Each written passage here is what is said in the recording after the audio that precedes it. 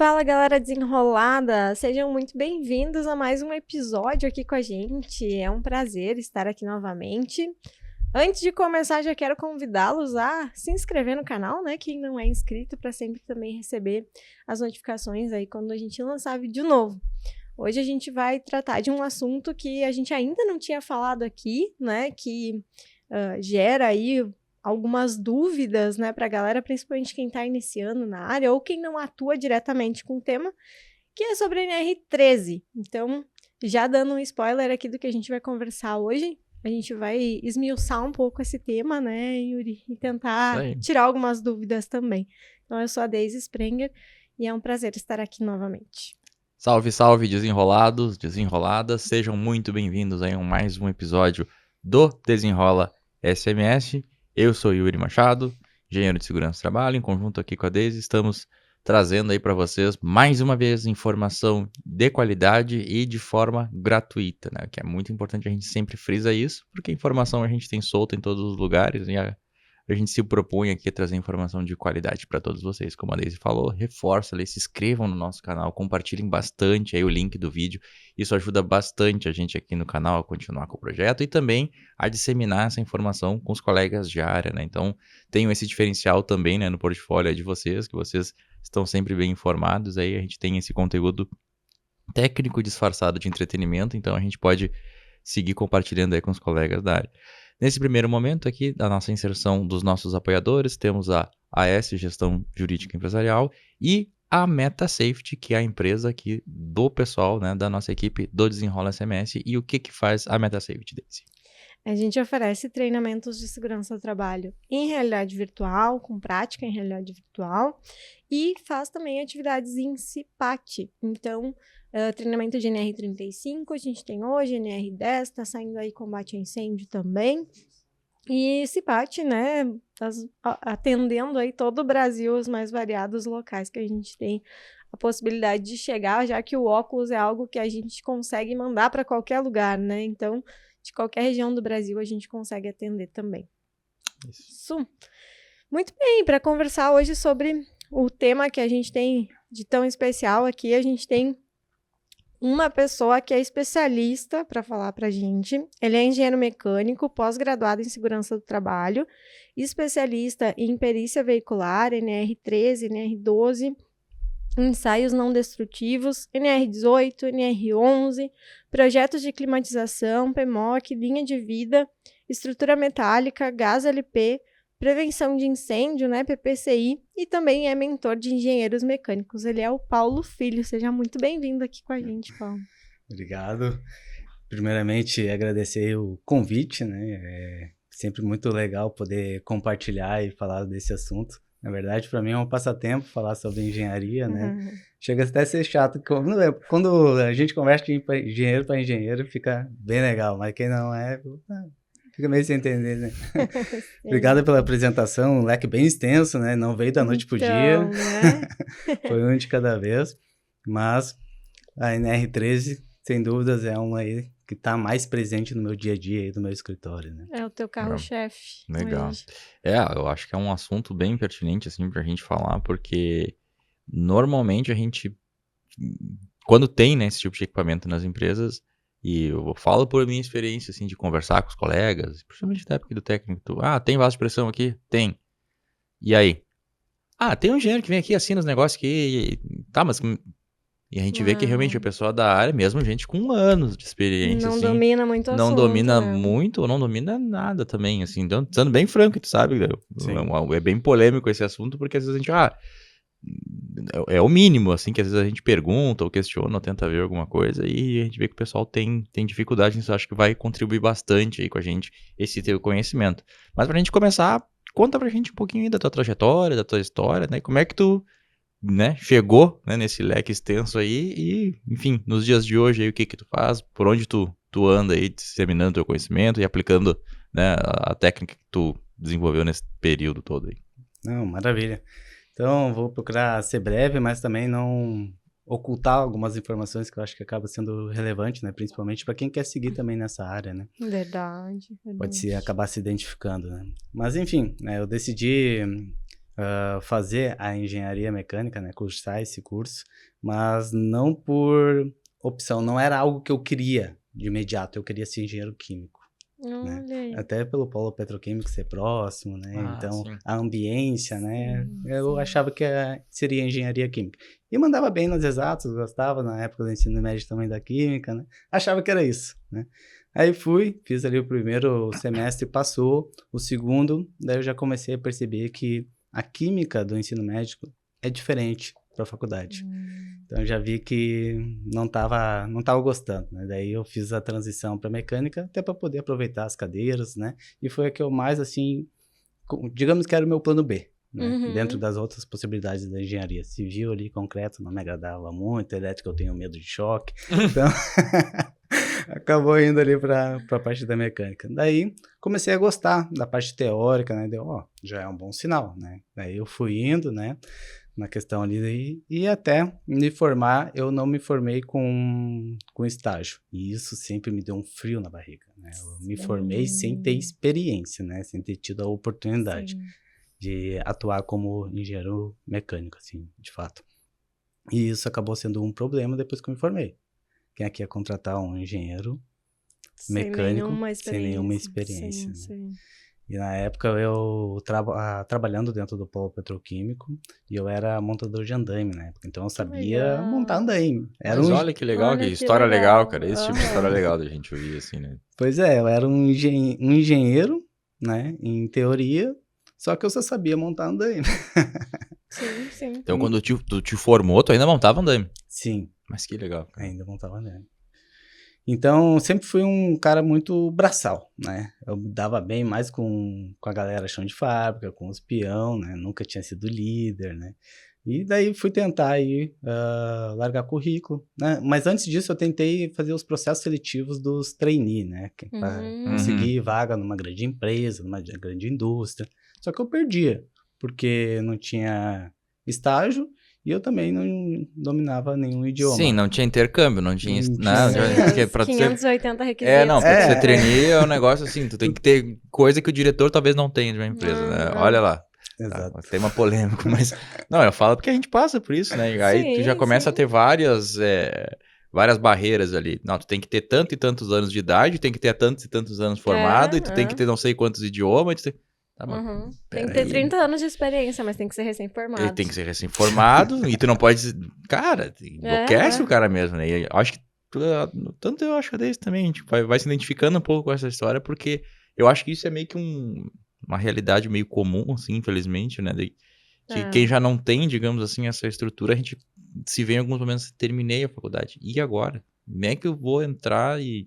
Mas tô curioso pra ver como é que foi o restante aí. Como é que... Desenrolar. Como é que deixou lá a chave lá?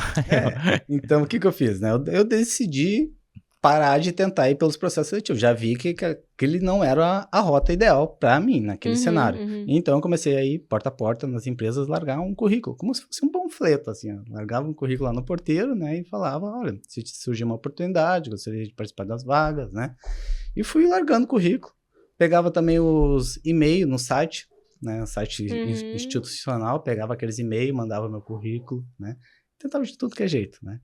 Teve uma que eu peguei, assim, o contato da empresa, e foi também lá dentro do polo petroquímico. Peguei todas as terceirizadas que tinha lá, né? Sim. Para tentar mandar currículo. E daí teve uma que eu decidi, quer saber, eu não vou mandar currículo primeiro, eu vou tentar ligar primeiro, né? E eu liguei. Aí me atendeu lá um homem lá, me disse, me envia aqui pelo meu e-mail que eu vou analisar, né? Eu disse, não, mas primeiramente deixa eu explicar, né? Eu sou engenheiro mecânico, recém-formado, eu não tenho experiência, não busco salário, busco oportunidade. Se tiver alguma coisa, estou à disposição. Então eu já peguei e larguei assim na lata, né? Sim. Tentei ser um pouco diferente, tentei ser totalmente sincero e largar o meu cenário e ver o que dava, né?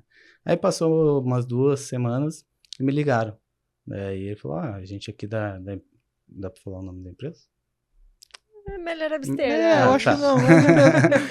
Tá, então daí me ligaram, né, e falaram, surgiu uma oportunidade, você pode vir aqui na nossa sede? Daí eu sabia qual que era a empresa, porque eu já trabalhava lá dentro como montador de andaime, né?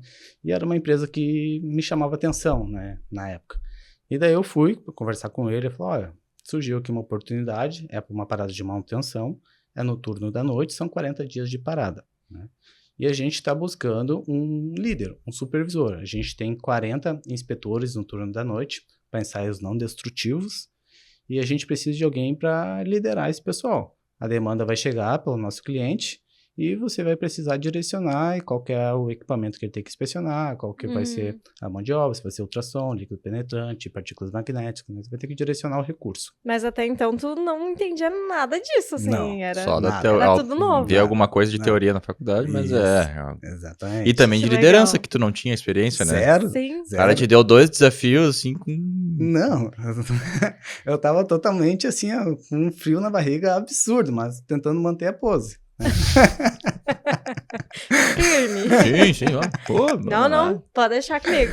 É comigo mesmo. E aí? Aí, tá, daí ele falou, tu tem interesse? Eu falei, tenho. Daí ele falou, tá, mas eu nem falei do, né, nem falei do salário, Faz-me rir. né. Aham. Daí eu falei, não, tá, não deve ser tão ruim, né, imaginando assim. Tá, mas quanto que é? Daí eu falei, é 1.800. E era ruim.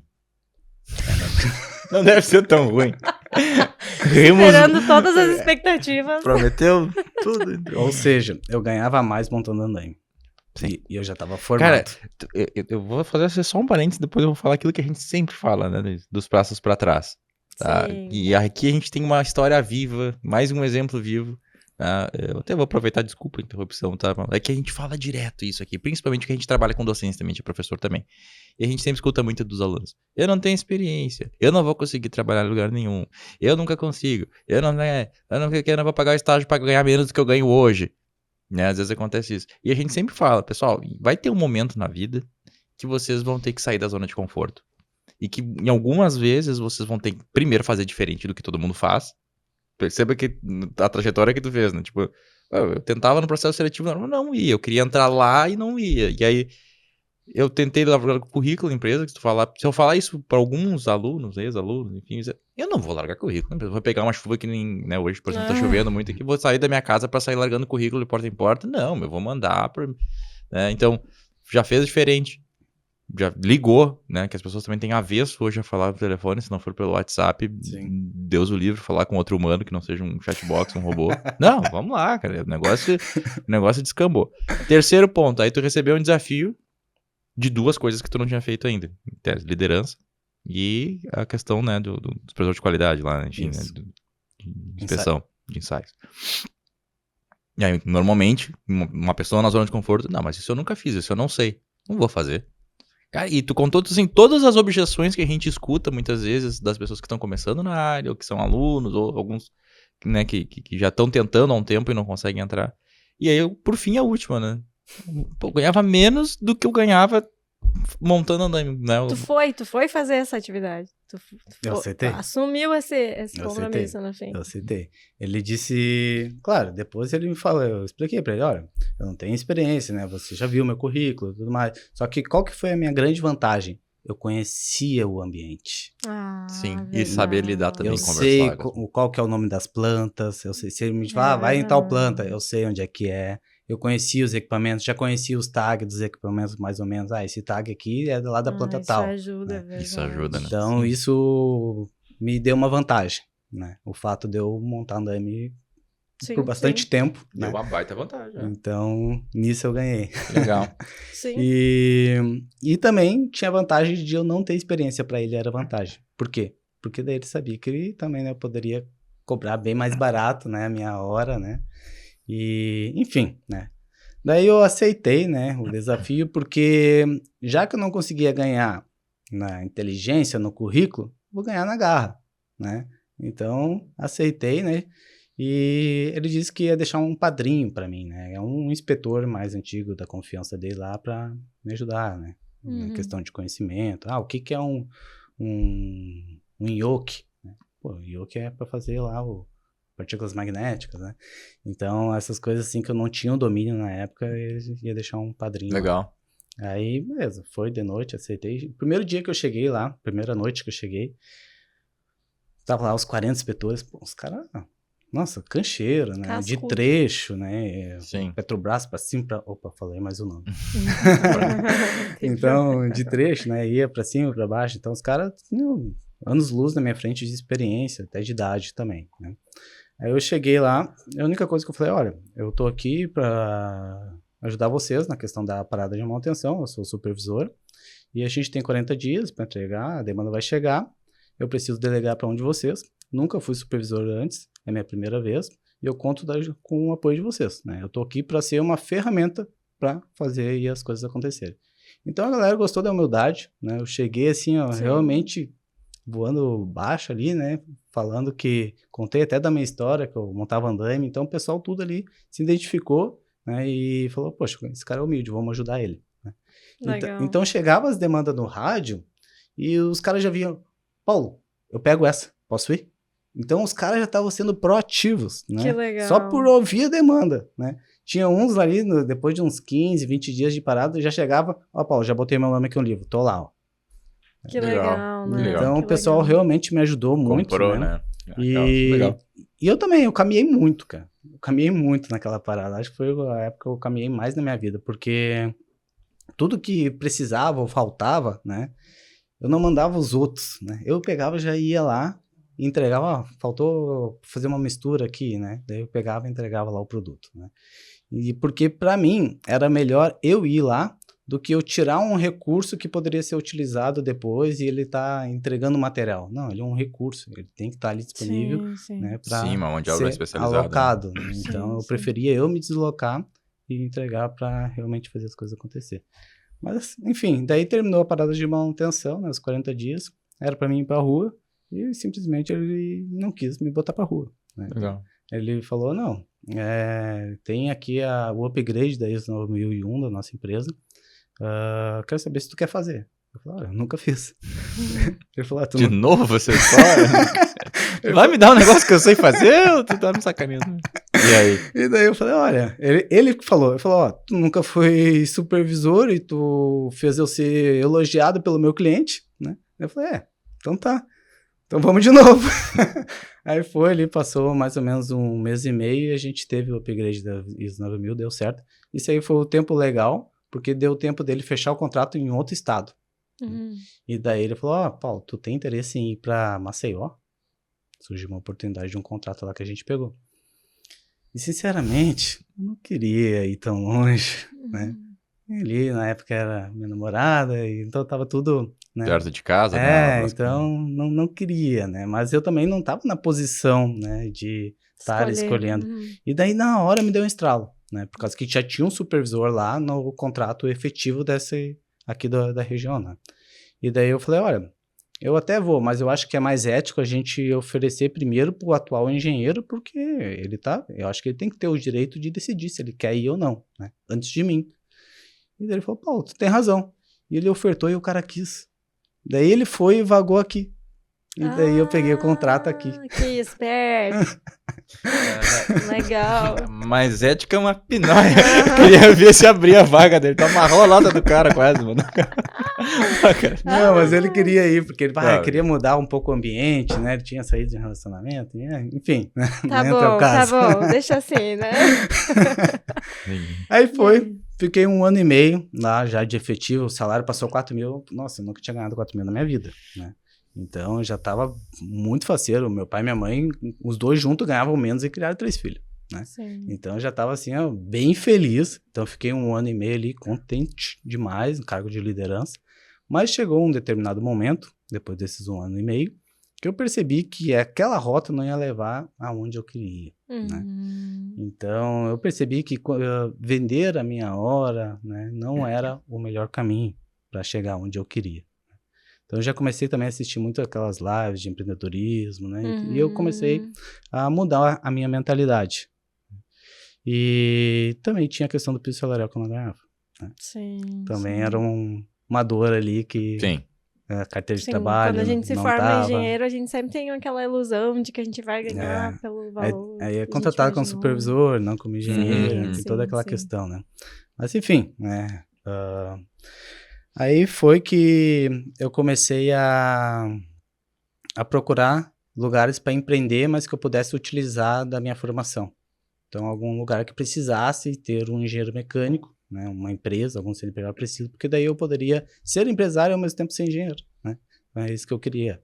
Aí eu comecei a procurar alguma coisa e teve um dia, num churrasco de família, que um tio meu falou que ele foi lá num centro de inspeção veicular legalizar o GNV do carro dele. E tinha muita fila. E daí ele conversou lá com um engenheiro mecânico e daí na hora me deu um estralo. Poxa, Daí. engenheiro mecânico, muita fila, deve ter demanda, né? Sim, Deve sim, dar sim. dinheiro, né? Sim. E daí eu fui ver como que se abria um centro de inspeção veicular. Entrei em contato com vários, mas ninguém queria me explicar como é que funcionava esse negócio. Ah, tipo um clubinho, assim. É, tinha um negocinho meio fechado ali, né? olha. E daí teve uma pessoa abençoada que abriu as portas e falou, não, vem aqui, vamos conversar, né? Daí eu fui lá, ele me apresentou todas as empresas. Nossa, eu tava super empolgado. Eu gostei muito daquele modelo de negócio. Fez total sentido, já tá me vendo ali como uma empresa, né? Só que daí, chegou no final, ele falou, precisa de 500 mil de investimento, né? E seja, tem que botar isso na frente, porque a empresa tem que estar pronta para depois conseguir a acreditação do Inmetro. Caramba. Lá do Inmetro.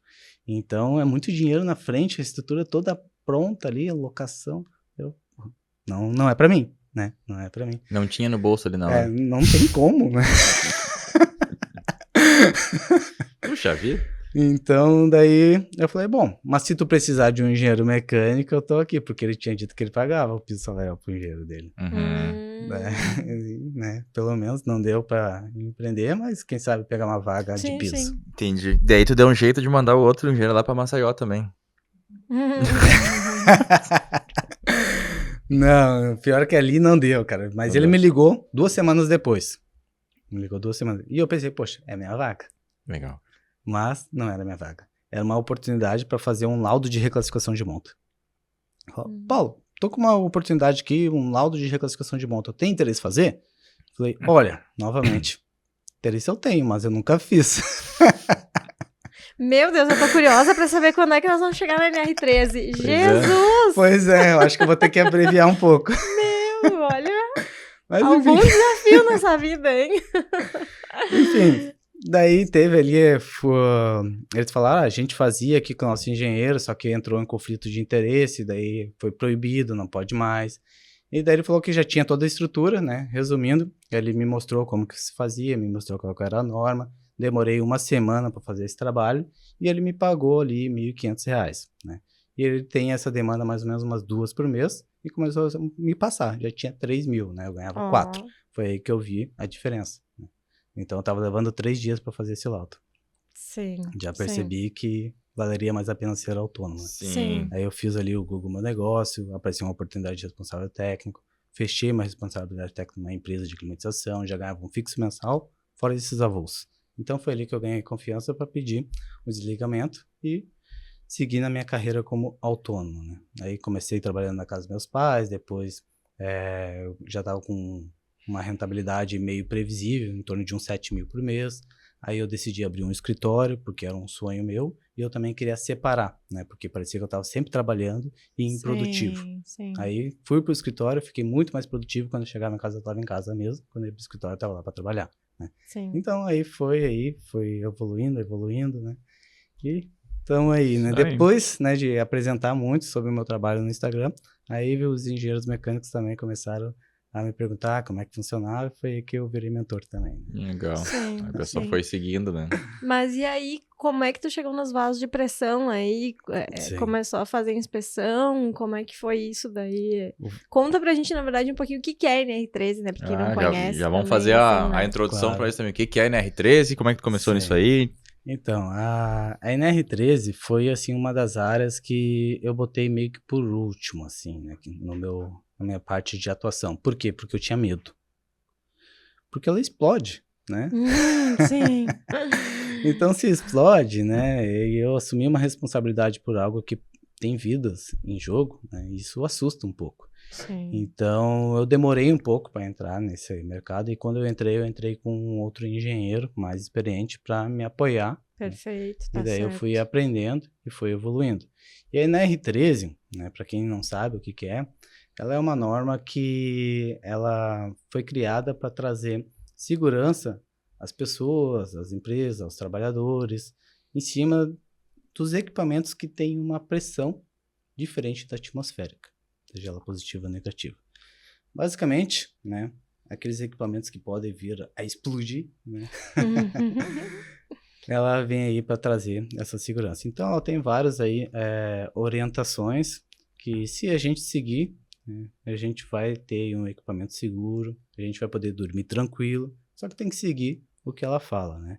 E dentro da NR13, existe hoje 4 equipamentos, né? Ela começou com 2, que era a parte de vasos de pressão e caldeira. Aí depois teve ali uma atualização e incluíram também as tubulações, que perceberam que fazia sentido, porque também pode gerar acidentes.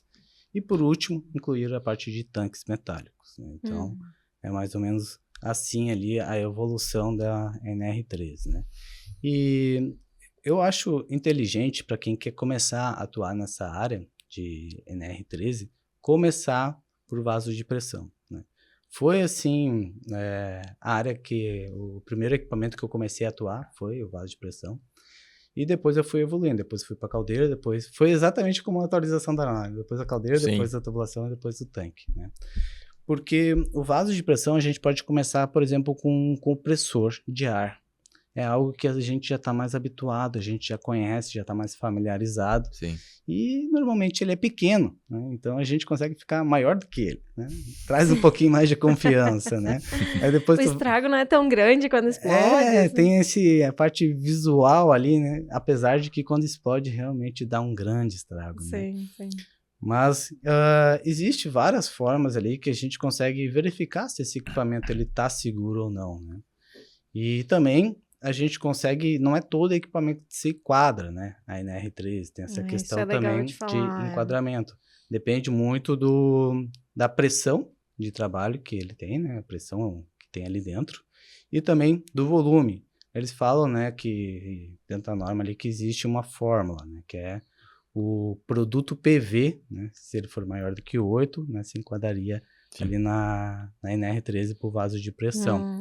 Para quem não sabe, né, o P é referente à parte de pressão e o V é referente à parte de volume. E se o resultado ali der acima de 8, significaria ali que precisaria estar enquadrando dentro da norma NR13. Né? É por isso que a panela de pressão não é um vaso de pressão. Quer dizer, é um vaso de pressão, mas não enquadra na NR13, né? Exato. E também tem a questão ali de desenquadramento, né? Então, tem alguns itens ali que vai desenquadrando. Sim. Por exemplo, se tem o diâmetro interno menos do que 150 milímetros, também já desenquadraria, né?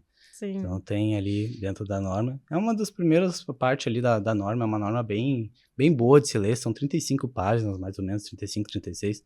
Então, vale a pena, né, a gente ler essa norma, porque ela não é difícil de se entender, ela é bem realmente intuitiva, né? Eu recomendo bastante. Legal.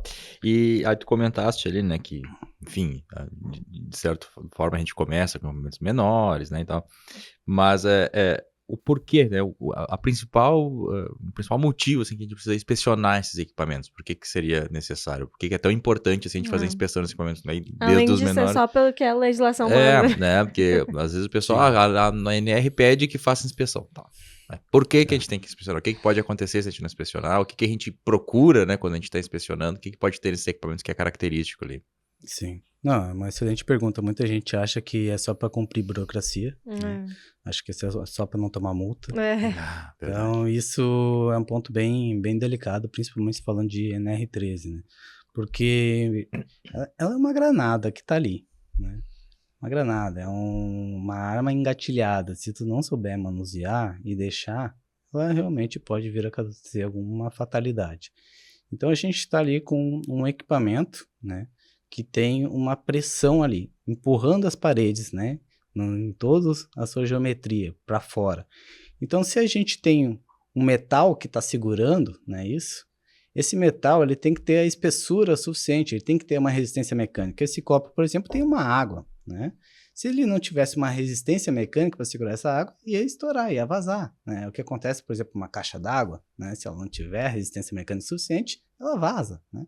E só que a gente está falando de uma pressão muito mais forte, né? Uma panela de pressão é um exemplo, né? Sim. E se ela não tiver realmente aquela espessura ali, certa, calculada, com fator de segurança, ele pode sim vir a explodir. E o que acontece? Ela é calculada para aguentar, mas a sua vida útil, né, vai fazendo com que ela perde a espessura daquele aço.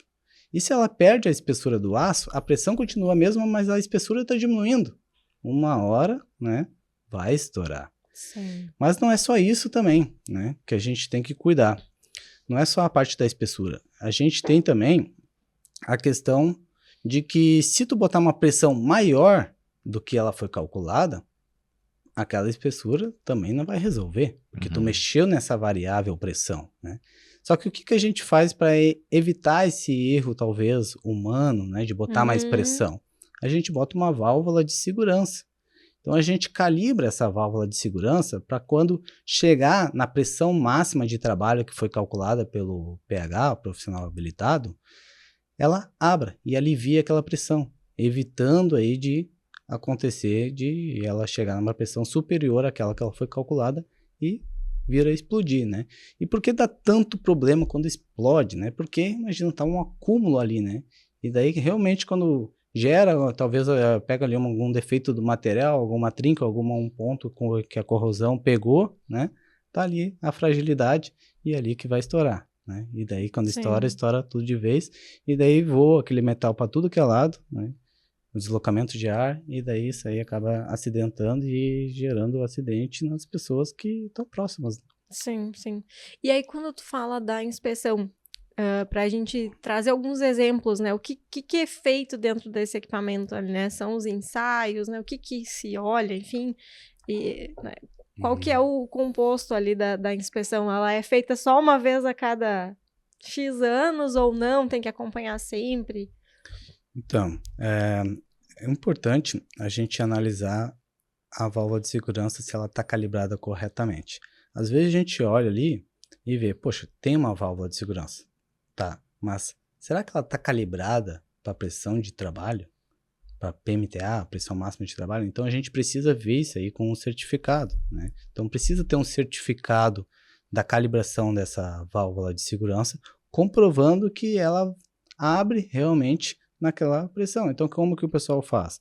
Eles tiram, né, essa válvula, colocam numa bancada de testes e vão botando ali gás até ver em qual ponto que ela vai abrir. Se ela abrir na pressão que realmente está calculada, beleza, instala de novo, coloca o certificado e bota a validade ali de acordo com o que o fabricante recomenda, que normalmente é anual, tá? Só que a inspeção no vaso de pressão, ela depende da sua categoria. A gente tem 4, né? A gente tem a gente tem 5. A gente tem a categoria 1, 2, 3, 4 e 5, né? Se ela é categoria 5, a gente teria que fazer essa inspeção de 5 em 5 anos. Se ela é categoria 1, de 1 em 1 ano. E assim, né? Seguindo a lógica, né?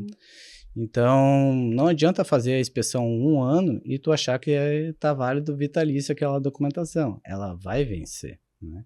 Então, justamente pelo fato dela estar trabalhando e esse aço estar perdendo sua corrosão com o tempo, se faz necessário que tenha essa inspeção aí de tempos em tempos. E daí a categoria, né, ela define em função da sua gravidade, né?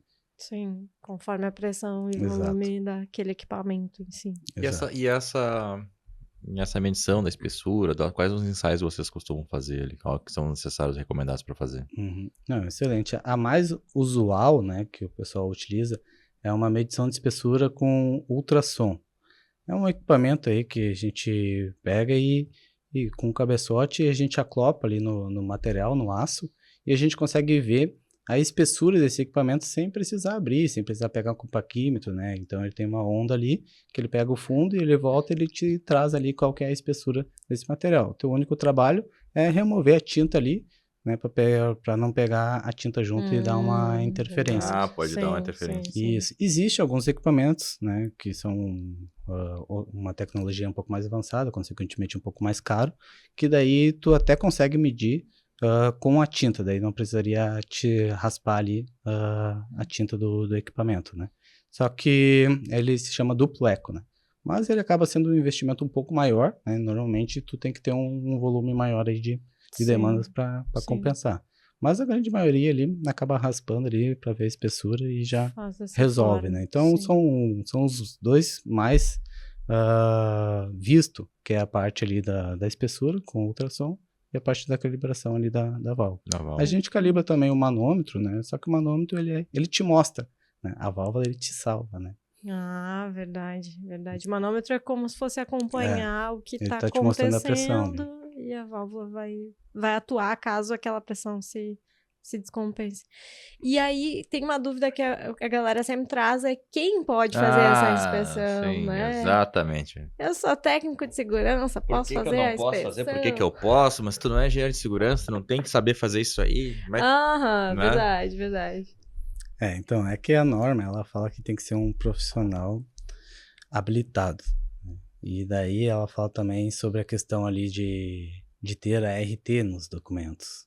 Então a gente já percebe, né, que hoje dentro dos engenheiros, né, quem é que realmente aprendeu a parte de vasos de pressão? Então é mais pela parte do currículo. Né? Então hoje quem realmente pode aí estar sendo responsável em cima dessa demanda é um engenheiro mecânico, ele que pode ser o PH, o profissional legalmente habilitado. Né? Perfeito. Tá, e aí, beleza, inspecionou, né? Na verdade, desde a instalação, a gente já tem uma série de requisitos de documentação, isso é né? importante, né? E aí, da inspeção também vai sair uma certa documentação. Queria que tu trouxesse um pouquinho disso, assim, pra gente.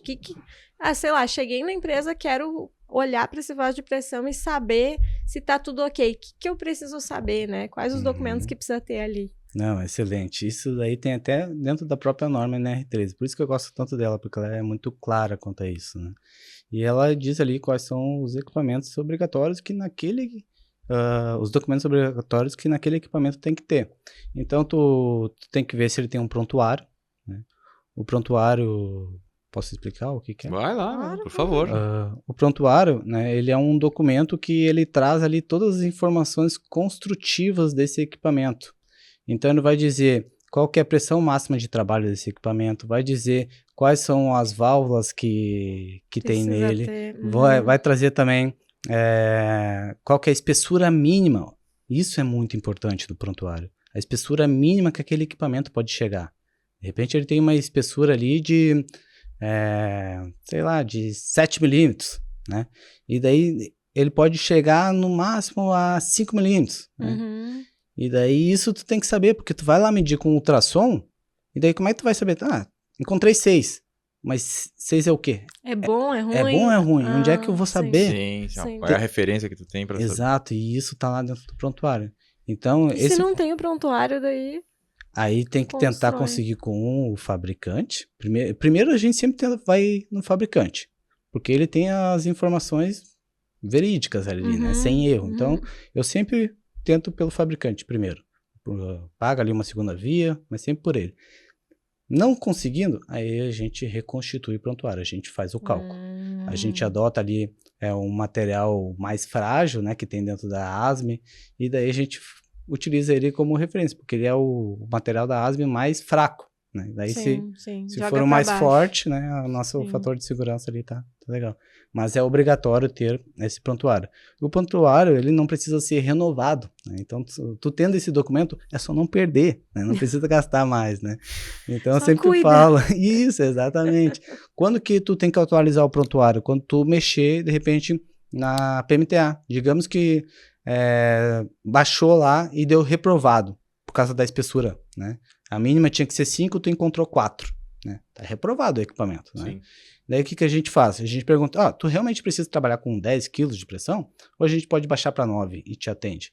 Não, 9 também me atende aqui por causa que eu só uso 8, né? Então então vou baixar para 9, porque 9 aguenta a espessura que tá hoje. E daí a gente atualiza o prontuário. Aí sim perfeito. A gente pode atualizar. Mas o prontuário é um documento, tu me perguntou outros, né? Isso. A gente tem a parte ali da calibração, né? A gente precisa ter o certificado de calibração das válvulas e do manômetro. A gente precisa ter também o livro de registro. O livro de registro é um livro com páginas numeradas, onde está todo o histórico ali daquele equipamento. quando que foi feita uma manutenção, quando que foi feita uma inspeção, tudo referente a ele, é a vida dele, tá ali todo o histórico. Então a gente precisa ter esse livro. Além do livro, o relatório de inspeção. Né? Cada vez que fizer uma inspeção, vai emitir um relatório com todos os dados. Exatamente. Perfeito. Bom, vamos lá. Uma pergunta, assim, não é uma pergunta. Eu acho que talvez a gente começou falando, né, digamos assim, do intermediário para frente. Eu acho que de repente vamos dar um passo para trás agora. E eu vou usar o meu exemplo também. A gente já falou isso também em outros episódios. O cara que nunca entrou numa indústria, o cara que nunca botou o pé numa empresa, e ele tá assistindo lá a aula, né, na engenharia mecânica, ou no técnico de segurança, ou na engenharia de segurança, e fala em vaso de pressão. E aí a gente fica assim, o que que é, no que se aplica um vaso de... A gente já entendeu, né, o que é o equipamento, né, então é um equipamento, tem uma pressão e tal. Mas no ramo industrial, para que serve, né? Que nem tu disse, eu pergunto para a pessoa, né, se eu baixar a pressão, se continua atendendo, digamos assim, né, a demanda dela, no que pode ser utilizado, né, digamos assim, qual é a função de um vaso de pressão, por exemplo, em processo produtivo, exemplos assim que tu possa dar pra gente, pro pessoal que nunca entrou, que não conhece, ou que tá começando, ficar um pouquinho mais claro. Claro, não, perfeito. A gente pode trazer a amônia como um exemplo nos frigoríficos. A gente precisa da amônia, que ele é um fluido ali, um gás, utilizado para refrigerar, né, e manter, então, esses ambientes ali numa temperatura abaixo de 0. Então, realmente utilizado, e esse reservatório, né, ele tem uma pressão, né, e esse reservatório acaba se enquadrando na NR13, tá? Então, isso é um vaso de pressão, um reservatório ali de amônia, e ele faz esse processo aí de produção. A gente tem também estou tentando trazer exemplos que é mais fácil de explicar, né? Mas, por exemplo, GLP, é um gás, né? Propano ali, e esse GLP, ele é utilizado também dentro das indústrias, né? Então, ele está lá o seu reservatório instalado, e daí a companhia, eles emprestam esse reservatório, né, e alocam dentro das indústrias, e depois eles só vão lá fornecer gás. E daí precisa também estar fazendo a inspeção nesses GLP. É um tipo botijão de gás, só que ele mostra uma proporção maior, né, que acaba fazendo enquadrar. E daí o gás, né, ele pode ser utilizado para várias coisas ali dentro da indústria, né, do mesmo jeito que a gente utiliza em casa, só que eles utilizam para as finalidades dentro da indústria. E daí a gente tem também a parte do compressor de ar. Aí o compressor de ar também é mais comum, né? Fica mais tranquilo de entender aí seus processos, né? A gente precisa de ar aí para várias funcionalidades aí dentro da indústria. Mas são tem ferramentas pneumáticas, o pessoal às vezes usa compressor de ar também, né? Então, é algo que tu disse, acho que é mais comum, porque o pessoal já vê compressor de ar, até na oficina mecânica da esquina ali, o pessoal, né, vai deixar o carro ali, já vê, né? E vê o pessoal também se limpando com compressor de ar, né? Não pode fazer isso, né, pessoal? Por favor, é perigosíssimo. Por que é perigoso fazer isso? Tu sabe explicar? Tu consegue explicar pra gente? É tranquilo pra ti? Não, essa parte aí não acaba, não, já saiu do vaso de pressão. Isso. Não, é tranquilo, né? Pode trazer várias lesões, né? Então, enfim, até uma questão de membrana, óleos, né? Mas as pessoas têm costume, principalmente em oficina, em mecânica, se limpar, né, com aquilo. Pode até dependendo da pressão cortar, né, enfim, mas e tu vê que é algo bem corriqueiro. A gente até tava conversando antes aqui, né, Paulo, de que às vezes a gente precisa educar as pessoas, educar o cliente para depois poder mostrar o nosso serviço, né, e tu já deve ter passado por isso, assim, de chegar num local e apontar, esse é um vaso de pressão, vocês têm controle, e o cara dizer, não, mas isso não é um vaso de pressão, né. Nem o que é um vaso de pressão? Nem sei o que né? é isso, já deve ter acontecido contigo Muito. isso. Muito, né, eu imaginei. Chega a dar um negócio na gente ali, porque... Como que tu não tá? Dá medo, né? Dá medo isso aí. E, por exemplo, não dão valor pra informação, sabe? E isso é ruim, né? Porque só vai dar valor quando realmente acontecer o pior, né? E isso é o problema, né? Eu não falo nem muito da questão da multa, que é o que mais assusta o empresário hoje. Nesse caso, a multa digamos assim, é a menor das consequências. Em comparação, com o dano que pode causar, né? Eu até perguntar isso pra ti também, uma curiosidade que eu fiquei. Tu já viu em alguma situação isso acontecer? Ou tu já chegou pós uma situação dessa ter acontecido pra, digamos assim, como uma medida corretiva, daí começar a fazer alguma ação? Tu chegou a presenciar ou vivenciar alguma situação parecida com essa? Graças a Deus não ainda. Não. Que bom, né? Ainda não. Até porque isso é um ponto bom, Porque a ASME, né, que é ela que regulamenta a parte ali Que é construtiva. a ASME para o pessoal Isso, saber? isso é, vamos lá. A ASME é uma outra norma, né? A NR13 ela fala sobre segurança e a ASME ela fala sobre criar o vaso, né? Construir, fabricar o vaso. Então Os é uma... requisitos construtivos. Isso, exatamente. E daí ela é muito conservadora.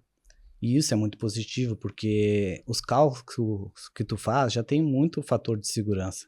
Então, para realmente um compressor ou qualquer outro vaso de pressão chegar a explodir, tu tem que ter negligenciado muitas coisas por muito tempo, né? Sim. Então, ainda bem, Esse né, teu que ponto tem é essa interessante, questão. né? Porque ele tem várias redundâncias, digamos Isso. assim, no sistema, né? E é bem interessante esse ponto que tu fala assim, pra realmente um vaso ter um acidente, tu tem que ser negligente por muito tempo, né? Muito tempo. Várias ações tu foi negligenciando com o tempo Muito pra tempo. conseguir, digamos assim, conseguir não, né? Pra ter, né, essa ocorrência indesejada, né? Tem uma questão que faz com que a gente, às vezes, tem que acelerar a questão da inspeção. Como eu falei ali, a inspeção ela tem seu período, né? E a gente faz a inspeção e a gente garante ali que ela vai estar apta para o próximo ano. Mas, de repente, eu peguei um compressor e eu vi que 5 anos é demais. Eu não vou dar 5 anos só porque está dizendo na norma que a categoria 5 tem que ser 5. Ah, entendi. Se eu perceber que ele está em condições não favoráveis para 5, eu vou reduzir para 2. Reduzir para Entendi. 2. É uma avaliação de quem está Exato. inspecionando isso. O profissional habilitado, ele tem esse direito, ele tem essa permissão de ir contra. Perfeito. Né? E também tem a questão de quando acontece, digamos, tá dirigindo uma empilhadeira e bate ali no vaso de pressão. Poxa, tu tem que fazer uma inspeção extraordinária. Verdade, né? Tu tem que adiantar. Né? Amassou, de repente. Tu não sabe se não comprometeu, né, a Exato. estrutura. Tem que fazer um teste. Vale a pena até fazer um teste hidrostático. Né? Encher de água e botar uma pressão. Isso aí, o que é o teste hidrostático? Teste hidrostático, então tu coloca água, né, dentro do equipamento e tu coloca uma pressão acima da pressão de trabalho, acima da pressão máxima de trabalho, né, admissível, para fazer ele realmente estar ao estresse mecânico ali superior àquilo que foi projetado, né? Então, se ele aguentar aquilo dali, significa que ele vai aguentar aquela que foi projetada para ele como máxima, né? Então, a gente coloca ele esse estresse, só que não é interessante a gente fazer sempre esse teste hidrostático, porque toda vez a gente vai estar botando ele em um estresse absurdo, né? A gente só usa esse recurso na fase de fabricação, fabricou, faz o teste hidrostático. Ou então, quando ele está em operação e aconteceu alguma coisa, né? Como, por exemplo, bateu ali com uma empilhadeira, e daí tu quer realmente validar se ou fez ali um reparo, fez uma solda, né? Algo que mexeu com a sua estrutura, aí vale ali tu fazer um teste hidrostático. Tu só faz bastante isso em parada de manutenção, né? Sim. Antes de colocar o equipamento para operar, fazer o TH, né? Enfim. E ótimo, o que pode acontecer nesse TH? Assim, vamos lá, porque quais são os cuidados que a gente tem que fazer quando um TH está acontecendo, né? Ou a pessoa que vai coordenar, enfim, a equipe que está coordenando, quais são os cuidados que não são necessários? Né? Porque a gente vai colocar, digamos assim, colocar o equipamento a uma pressão, né? Um estresse superior, contando que dê tudo certo, né? Mas o que pode não dar certo, ou quais são os cuidados que a gente tem, né, normalmente que se tem para fazer esse tipo de teste? A gente já faz com água, porque o ar, ele gera essa explosão, mas a água não, a água ela vai gerar ali, vai vazar água, né? E daí vai ser visual, não vai gerar aquela explosão. Então, por isso que a gente utiliza a água para fazer o teste hidrostático.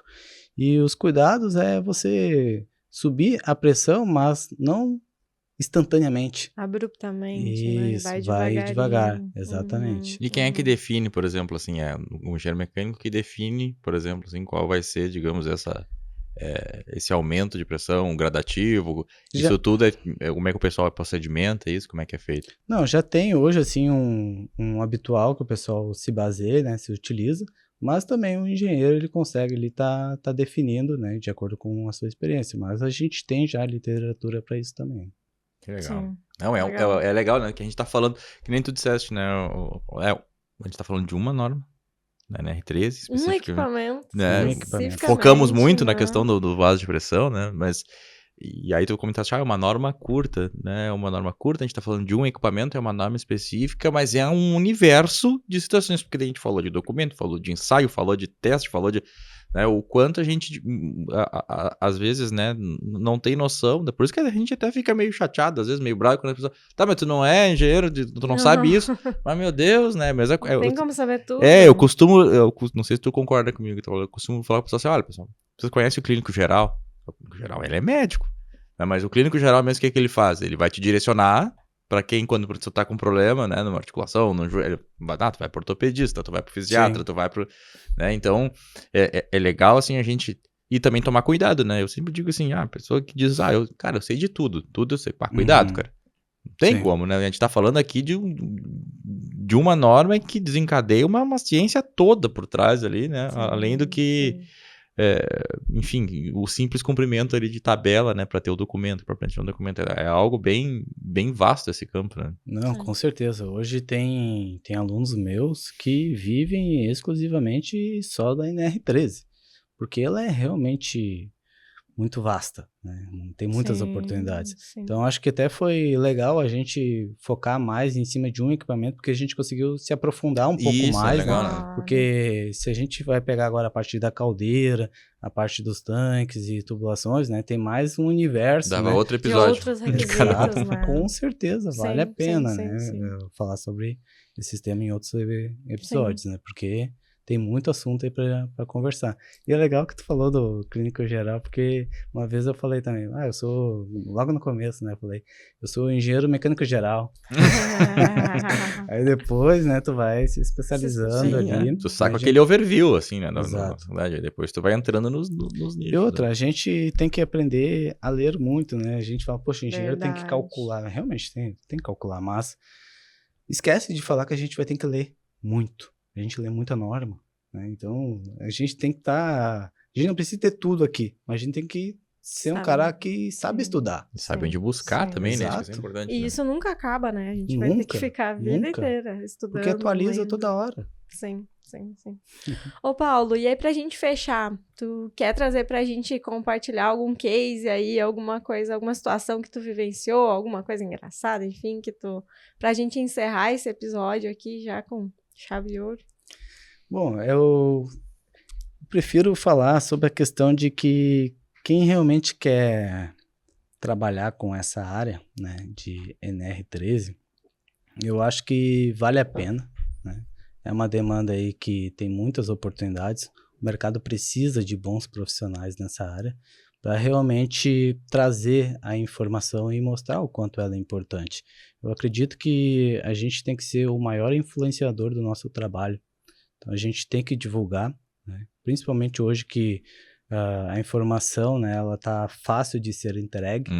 Então, isso é um bloqueio, normalmente, dos engenheiros, dos profissionais da parte de segurança do trabalho, de ficar muito só ali para resolver o problema com o cliente. Mas esquece da parte do marketing, as pessoas precisam ver rostos falando ali do quanto é importante, né, a gente fazer as inspeções. Verdade. E recomendo aí aos profissionais que tenham medo, sim, tá? Assim como eu tinha, mas estudem, né? Porque se você seguir a norma e realmente não se deixar corromper pelo mercado, né, você vai dormir tranquilo de noite e vai estar salvando vidas. E tem isso, né? Tu tocou num ponto, numa ferida aí, né? Jogou numa ferida. E nós ia longe nessa discussão. Mas eu acho que falou alguns pontos bem importantes, né? Principalmente, tem o medo, tem o respeito, principalmente, né? Sim. Muitas vezes, aquilo que vem fácil, né? Dá pra dar uma burlada. Vai dar problema e a gente tá falando de vida, né? Eu acho que isso é uma coisa que a gente não pode esquecer.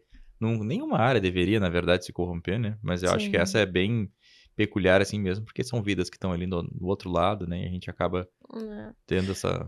E a questão da informação, acho que é algo bem importante também, porque às vezes nem vai partir do empregador, ou talvez a pessoa que opera aquele equipamento, que está próximo, vai enxergar isso, né? Conhece o equipamento, tá no dia a dia com ele ali, né? Exato, né? Então, o quanto é importante a gente disseminar a informação, né, para que mais pessoas conheçam, para que as pessoas saibam identificar esses riscos, ou pelo menos reconhecer para pedir uma ajuda, para dizer, sei lá, né? Olha para isso, né? Vamos ver o que tem aqui, se é, se não é, né? É normal a gente ter dúvida, principalmente os profissionais da área, né? É normal a gente ter dúvida. Às vezes um técnico de anos não sabe, imagina aqueles que são recém-formados. Então, pergunta, vai atrás, né? Busca, tem um monte de informação hoje, né, gratuita, assim como essa que a gente está aqui. Tem um cuidado em selecionar essa informação, claro, mas acho que é um ponto bem, bem importante, assim, a gente falar mais sobre isso, né, educar Sim. mais as pessoas sobre isso, assim. Com certeza. E tem a questão do escopo, né? Acho que é sempre importante lembrar, isso aí principalmente para os profissionais e também quem vai contratar, né? Você entender que a NR13, né, ela tem todos esses pontos que eu falei, né? Às vezes a pessoa vai lá e faz só a inspeção, mas não entrega a calibração, não entrega... Ah, verdade, Então, se tu tá enquadrando o equipamento na NR13, tem que cumprir tudo que ela todos os fala. requisitos, Tu não tá claro. fazendo só a inspeção ali. Tu tem que fazer a calibração, tu tem que fazer o prontuário Sim. se não tiver. Então, esse é um ponto de atenção, né? Se tu for contratado, analisa o que a empresa tem, o que o equipamento tem, né? Para realmente entregar o escopo completo e não um pedaço dele, né? Perfeito. Legal. Muito obrigado. Muito legal. Paulo, olha, muito E legal. Paulo, quem quiser te achar onde? Te acha como, né? Faz o teu comercial, onde é que o pessoal te encontra aí? Não, maravilha. Hoje a rede social que eu sou mais presente é o Instagram, que é paulofilho.eng, e lá vocês vão encontrar o meu estilo de vida, mas também vocês vão encontrar muito do meu profissional, né, que ele está muito presente. E hoje eu tenho um escritório de engenharia mecânica, presto serviços, e sempre que possível, né, eu acabo compartilhando. E também tenho alguns alunos, já são hoje mais de 700 Olha alunos, aí, engenheiros Que legal. mecânicos. que legal, cara. Foi bom. Então, precisando aí de algum apoio, né, tem um botão lá que se chama Direct. Me manda um alô lá, fala que tu viu aqui esse podcast, que daí eu já vou saber aí De onde de onde vem? você veio. Legal, Tá. legal. Paulo, para te agradecer, a gente preparou um mimo, né? É Ó. o mínimo que a gente pode fazer para agradecer o teu Ó, tempo. Né? Personalizado, hein? Isso aí, nomezinho aí, pra tomar um café lá no escritório lá de manhã, já lembrar da gente, desse momento aí que foi muito legal, né, e muito engrandecedor pra gente, pro pessoal que assiste, né, espero que pra ti tenha sido também, que de manhã quando tomar um café, ela já lembra desse momento especial aí que a gente conseguiu fazer, né, em conjunto aí contigo. Com certeza, maravilha. Mais uma vez, agradeço aí o convite, né? Sempre bom, né? Conversar. E sempre que precisar de alguma coisa, podem contar comigo aí. Vai ser sempre Legal. um prazer compartilhar a Legal. informação. Digamos o Muito mesmo, bom, muito dizemos bom. o mesmo pra vocês aí. Muito obrigado mesmo. Então tá, pessoal, nesse bloco final aqui, nessa parte final, a gente lembra um pouquinho aí dos nossos apoiadores, né? Então temos aí a AS Gestão Jurídica Empresarial, a MetaSafety, né, que é a nossa empresa aqui de treinamentos e capacitações em realidade virtual, né? Também CIPATs a gente oferta para vocês. E temos também aí no bloco final a Marluvas, que é a nossa apoiadora. E um abraço para vocês todos aí que nos seguem. Como a Deise já falou antes, lá no começo, né? O que a gente tem que fazer, Deise? Curtir, compartilhar, seguir no Instagram, né, se inscrever no canal, tudo isso para ficar por dentro das atualizações. Aí lá pelo Instagram a gente normalmente traz as atualizações de norma, né? Também o que tem tá bastante rolando na conteúdo lá área. escrito, que nem o Paulo falou aqui. Tem conteúdo para ler, tem conteúdo para assistir, de tem tudo meme um para pouco. rir. Tem Enfim, de tudo um pouco. a mas... gente também brinca com a nossa desgraça, né? A gente não deixa passar, a gente não se exime disso também lá, a gente brinca um pouquinho Isso também. aí. Então, sigam aí acompanhando a gente e nos vemos num próximo episódio, tá bom? Obrigado pela presença de vocês também. Até Um mais. abração. Tchau, tchau, pessoal.